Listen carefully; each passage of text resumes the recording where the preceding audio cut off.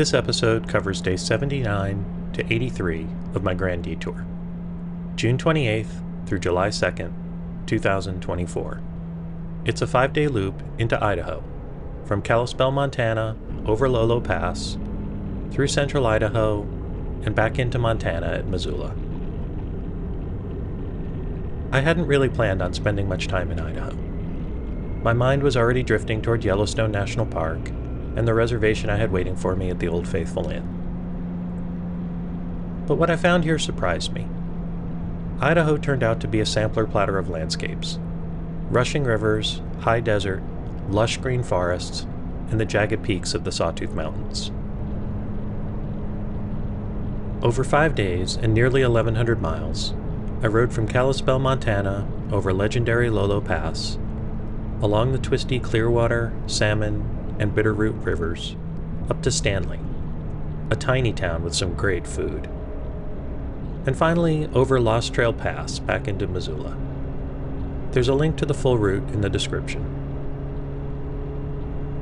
Welcome, or welcome back, to My Grand Detour, a 112-day, 18,000-mile solo motorcycle trip across the US and a little bit of Canada.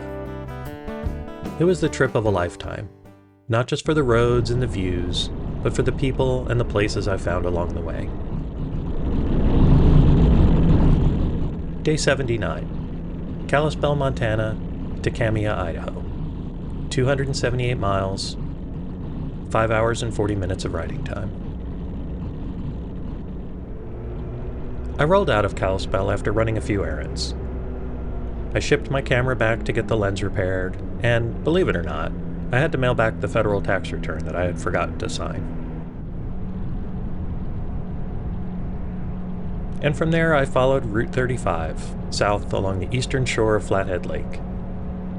If you ride the lake, make sure you catch the east side. The road and the views are beautiful, and there's so much less traffic.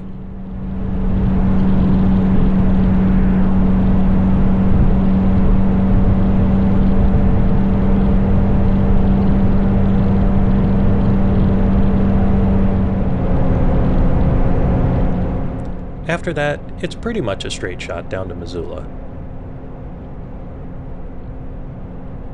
You start to see why Montana gets called Big Sky Country.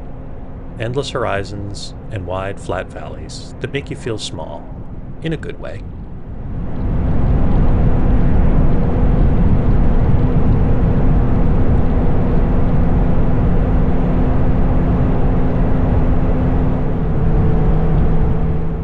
Through Missoula and onto Lolo, the ride began to change character.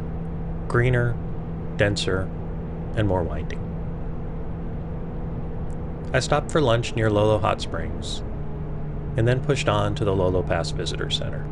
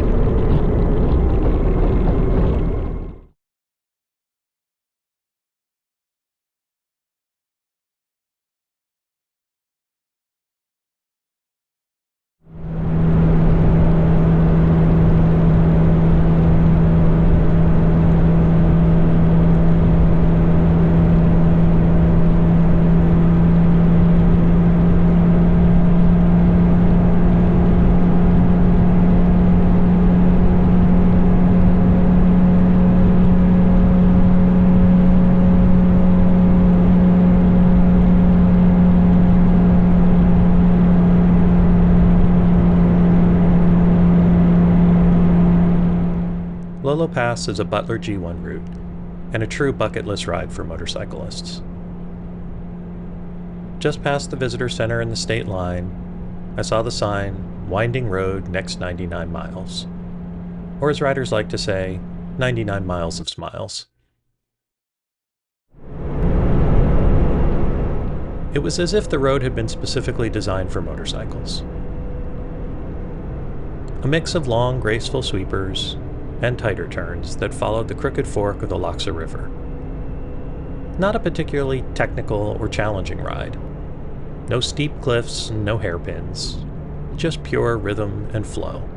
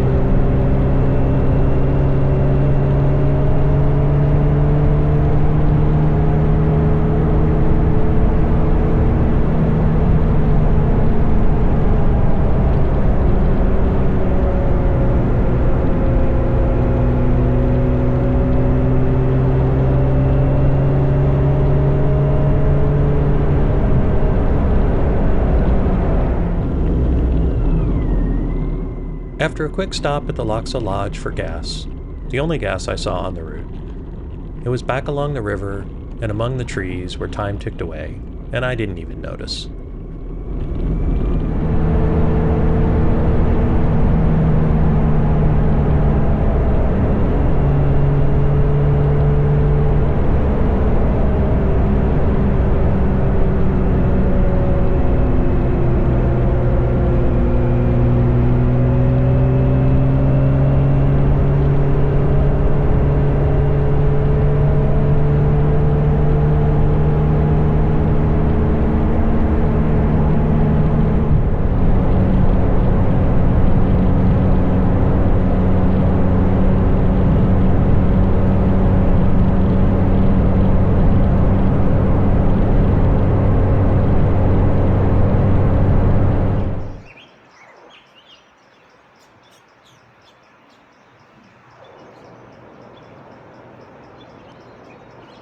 I ended the day in Camia, at the Hearthstone Elegant Lodge, perched on a hill above the Clearwater River.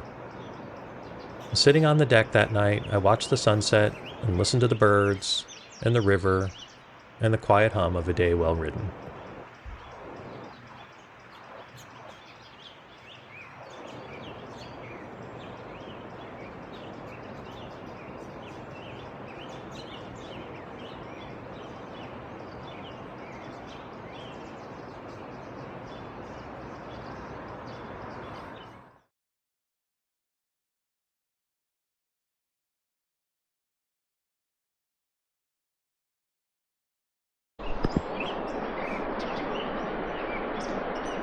Day 80.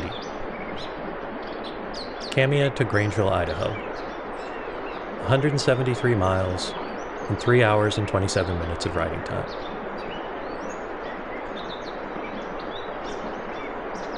The morning started with coffee on the deck, overlooking the river. Birds calling, river rushing, a real moment of calm. The hotel also ran a restaurant in town that served a delicious breakfast.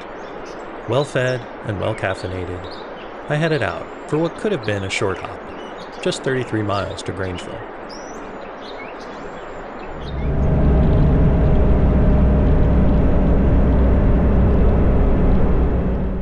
But I turned it into 173 miles of wandering. I detoured south and then back north to Winchester, chasing a very squiggly line on a map called the Winchester Grade.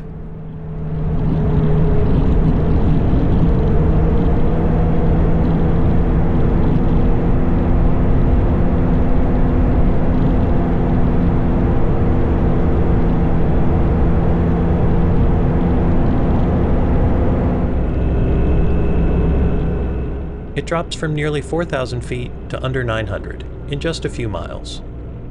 Narrow, steep, and full of switchbacks.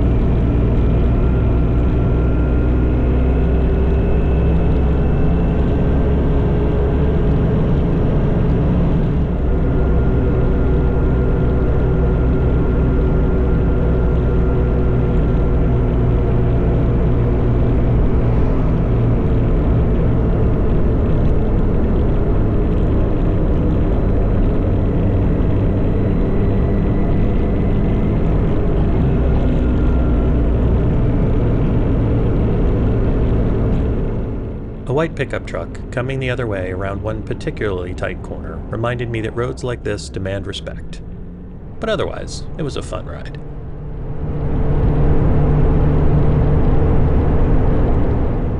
From there, I retraced my path along the Clearwater, then headed south to Grangeville.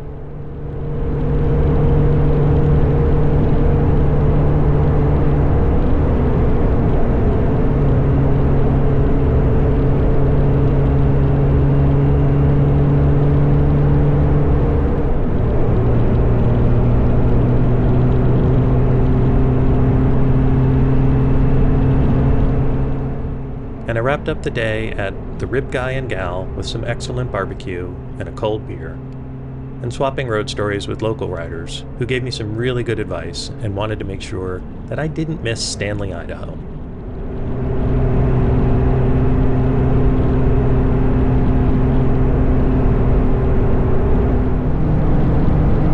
Day 81. Grangeville to Boise, Idaho. 229 miles, 3 hours and 55 minutes of riding time.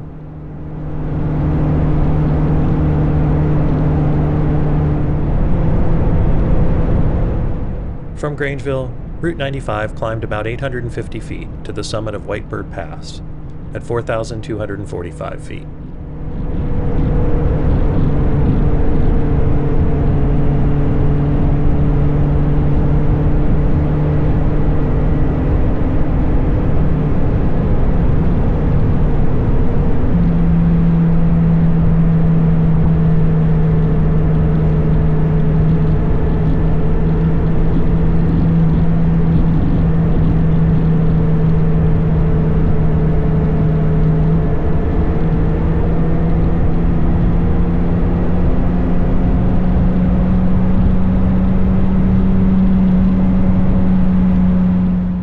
The highway then descends roughly 2,700 feet in about 7 miles, a steep 7% grade, into the Camas Prairie.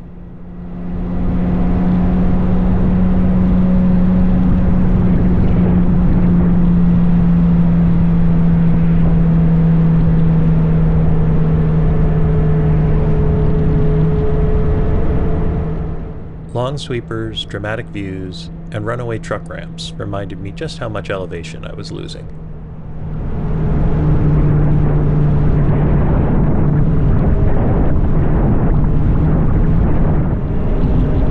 Then across the bridge at Whitebird Creek,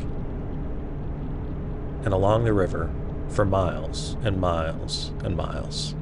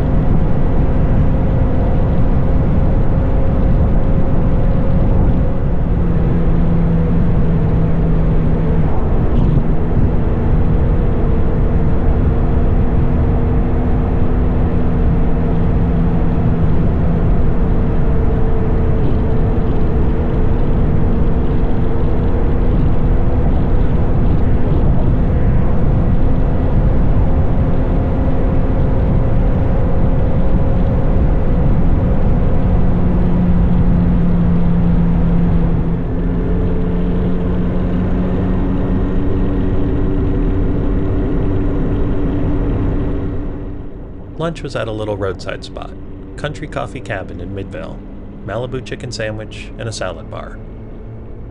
A cool, friendly, small-town vibe.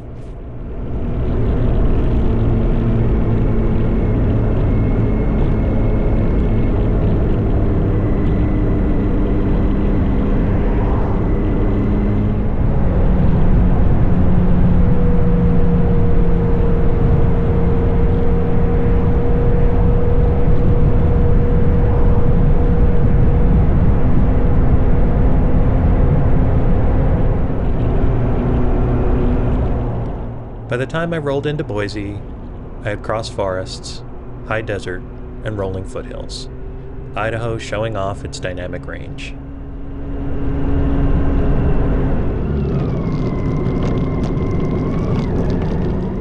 I threw in some laundry and walked to dinner at La Tapatia, and then it was off to bed. I had seen some amazing scenery today, but Idaho wasn't nearly finished showing off.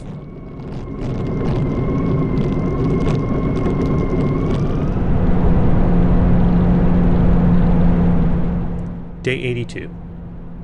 Boise to Stanley, Idaho. 150 miles, 3 hours and 16 minutes of riding time.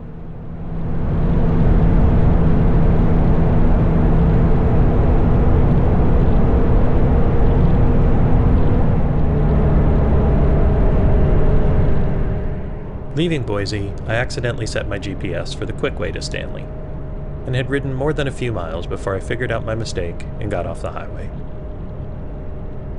Instead, I rode along the Boise River and Lucky Peak Lake before starting the steep, winding climb to Idaho City. It was so much better this way.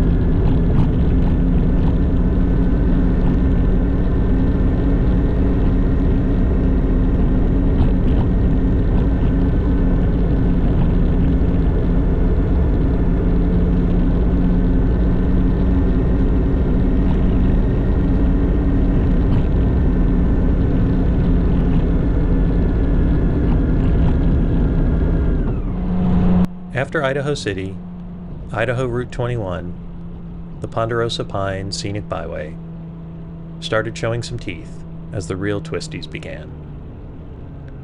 Tight 15 to 20 mile an hour curves, steep grades, narrow pavement.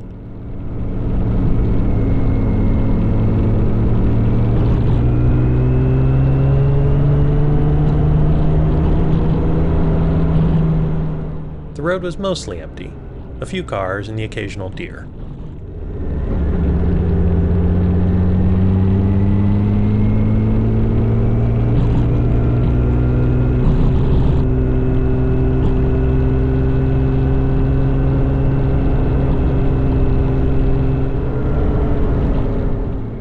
I admit, some parts of this ride were a little unnerving, with steep drop-offs and no guardrails.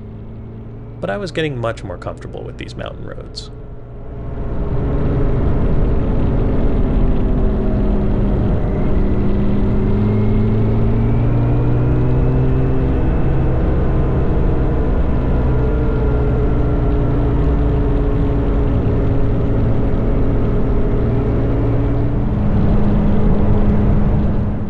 When the valley eventually opened up, I caught my first glimpse of the Sawtooths.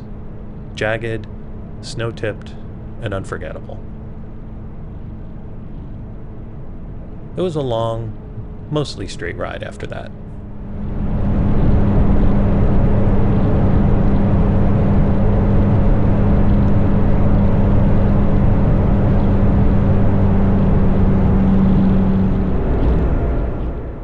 In Stanley, I stopped at the Stanley Baking Company for a sandwich, and I sat on the deck with a few other riders.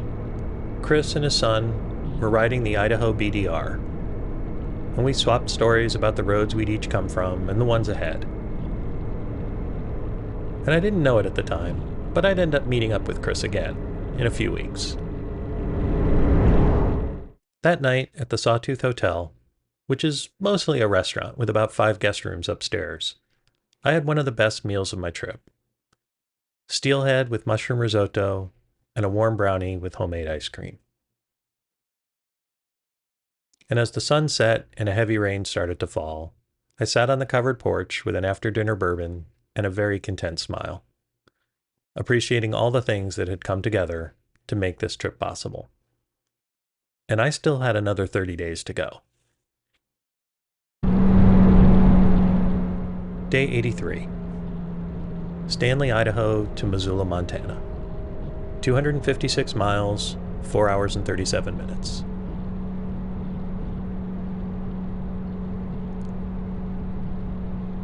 Fog and drizzle blanketed the dirt roads of Stanley that morning, so I lingered over coffee with a few other travelers until it burned off.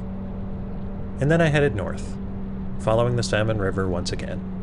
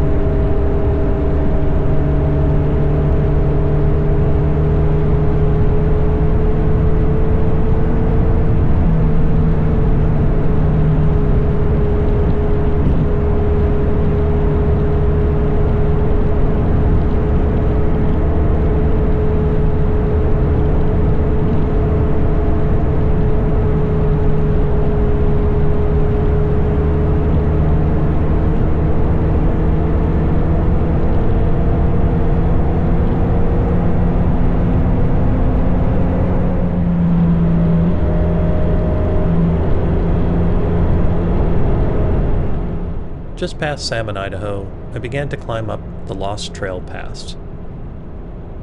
And it was glorious. 2 empty uphill lanes all to myself, finding the right lines and leaning into each curve. It was on this climb that I came to appreciate the dangers of tar snakes, the ribbons of black tar road crews used to patch the cracks in the pavement. It was a warm, sunny day, and the tar snakes were soft. And around one sharp turn, I felt my back tire slip sideways. Just a tiny bit. It startled the hell out of me, and I almost put a foot down, which at 70 miles an hour would have been extremely stupid. I resisted the urge to grab the brakes or do anything sudden, and everything was fine. I happened to have an appointment the next day at Big Sky Motorsports to get new tires anyway, so I took this as a not-so-subtle reminder about the importance of monitoring tread depth and proper tire pressure.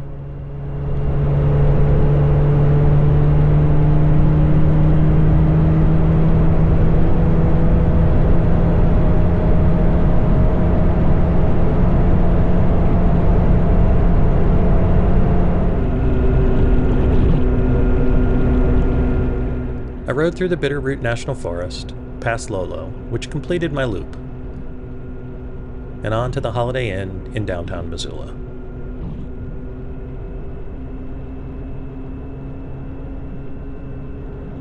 Idaho turned out to be a gift I didn't expect. Forests, rivers, desert, mountains, and a memorable meal, all wrapped up into one glorious 5-day loop. The best parts of a long trip aren't always the destinations you plan for, but the ones you stumble into.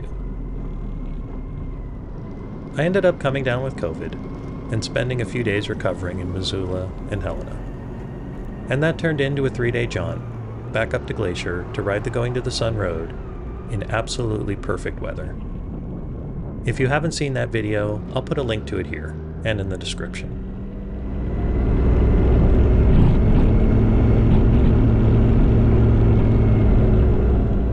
In the next episode, we'll head over to Red Lodge, Montana, where I'll ride the Beartooth and Chief Joseph highways, two of the most epic Butler roads in America. And then after that, it's over to Yellowstone. Thanks for riding along. Until the next ride, be safe, be curious, and keep meandering.